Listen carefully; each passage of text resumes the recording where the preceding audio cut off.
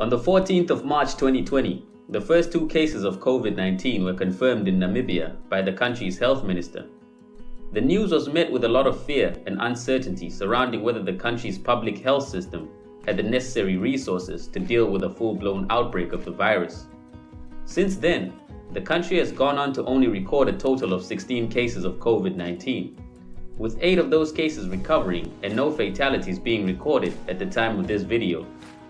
This is largely due to the swiftness of action by government in halting travel into the country and instituting a partial lockdown after the 7th case was confirmed in the country, and later extending the lockdown throughout the rest of Namibia.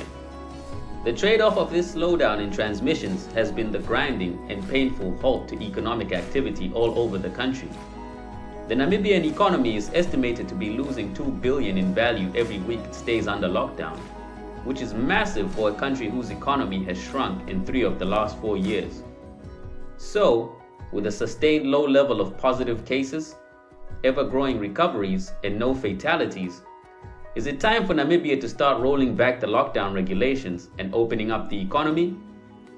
The only way anyone can confidently say yes to that question is if they were satisfied with the level of testing in the country.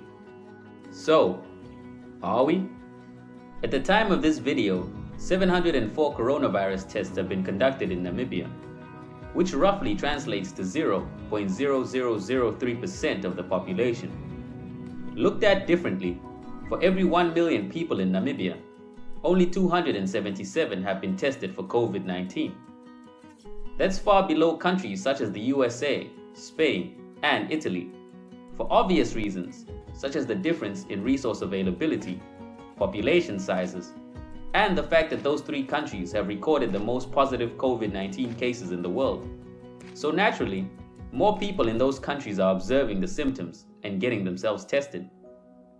Therefore, in assessing Namibia's testing situation, it's more insightful to look at countries that are closer both geographically and otherwise. So, we turn our attention to the SADC region. Here, we find that South Africa, which has reported the most COVID-19 cases on the continent, has conducted over 170,000 COVID-19 tests, or just over 3,000 people are being tested for every 1 million people in the country. Namibia's testing numbers dwarf in comparison to that, but again, the same arguments about resource availability and population size that apply to the first world country comparisons also apply here. So, it's more insightful to look at countries with comparable populations such as Botswana and Eswatini. Botswana makes for a great comparison to Namibia, with the 2 countries being compatible both as it relates to populations and total COVID-19 cases reported so far. Botswana has conducted over 6,000 COVID-19 tests to date, which is over 2,500 people tested for every 1 million of its population. This means that Botswana, a country with a population comparable to that of Namibia, is more than 9 times more confident in its COVID-19 numbers than Namibia because of their level of testing. Eswatini, a country with less than half the population of Namibia, has conducted 714 tests, or 615 per 1 million people in its population. That's an output more than 2 times that of Namibia, with less than half the population. It's safe to say there's a lot of room for improvement in Namibia's COVID-19 testing numbers, especially if we intend to follow countries such as our neighbors South Africa and countries across Europe, who've either stated their intention to or have actually started easing their lockdown regulations. But before we start looking for who to point the finger at, think about it this way. 1. Does that really serve anybody? 2.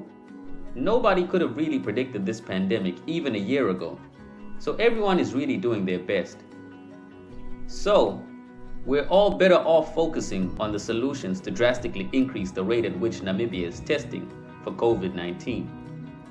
If you have any comments on how Namibia is handling the coronavirus so far, or if you have any topics you would like us to cover, leave a comment for us below. Also, if you appreciate the great work that our health workers have been doing in the fight against the coronavirus, leave a like on this video for any of them that are watching. And if you haven't already, subscribe to our channel for more great videos. Also, we've built a free website with all of Namibia's coronavirus statistics and other resources conveniently in one place, which you can access now on www.coronavirusnamibia.com. And remember, learn, connect, grow.